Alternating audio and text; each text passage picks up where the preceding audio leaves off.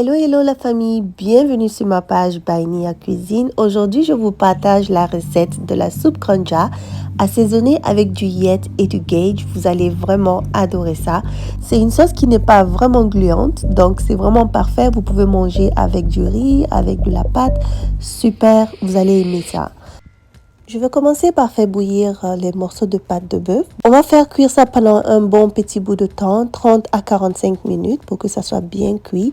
Et je vais passer au gombo que je vais couper en rondelles. Donc c'est des rondelles d'environ 1,5 cm ou moins.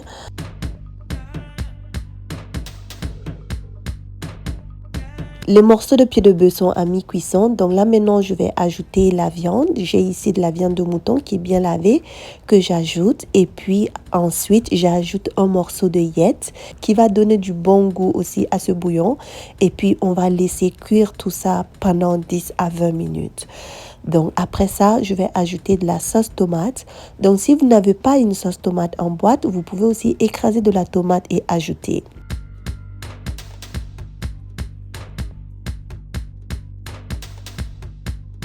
Après cette étape, je vais faire un no-cost qui va être un mélange d'oignons verts, de piment, d'ail et de sel et de poivre. Donc, je vais bien écraser ça. Si vous n'avez pas un robot pour écraser, utilisez un mortier pour bien piler ça et ça va être parfait pour la sauce.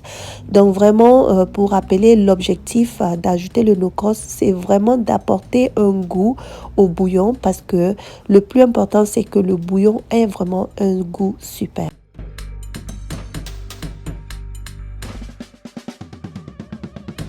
Donc voilà, le no-cost est prêt. J'ajoute ça à la sauce et puis on va mélanger bien et laisser cuire encore pendant un petit bon bout de temps parce que il faut que le no-cost cuise aussi.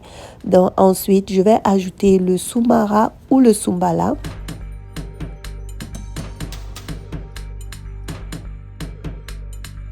Et puis un petit morceau de gage qui va donner aussi un goût super à la sauce.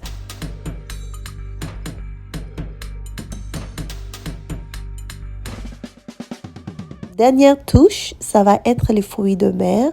J'ajoute ici des crevettes et puis vous, si vous avez du crabe ou bien d'autres types de fruits de mer, vous pouvez les ajouter. Là, je vais ajouter aussi d'autres assaisonnements pour pouvoir apporter un peu plus de goût. Donc, et voilà, on va goûter pour voir si c'est bon. À votre goût, mais c'est super. Sinon, réajustez un peu l'assaisonnement. Donc, la dernière étape, je vais ajouter un peu de bicarbonate ou de potasse pour pouvoir aider avec la cuisson du gombo. Et puis là, maintenant, on va ajouter le gombo coupé en petits, en rondelles.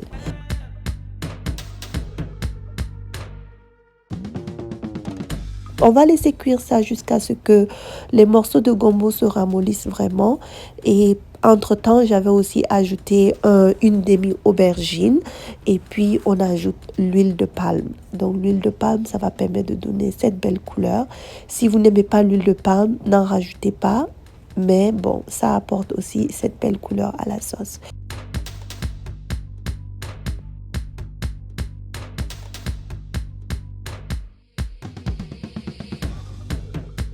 Donc voilà, pour accompagner cette sauce, je vais faire un peu de thon de maïs. Donc c'est vraiment de la farine de maïs. C'est bon avec la sauce gombo. Mais cette sauce, vous pouvez aussi manger ça avec du riz parce que c'est pas très gluant. Ok. Donc voilà mes chéris, la sauce est enfin prête. C'est super bon. J'adore la sauce gombo. Vous pouvez pas comprendre à quel point. En tout cas, j'espère que vous avez beaucoup aimé la vidéo. Et puis, moi, j'ai pris du plaisir à la faire pour vous. Laissez-moi un commentaire si vous avez des questions. Et puis, on se retrouve à très bientôt pour une autre vidéo sur ma page. Bye bye!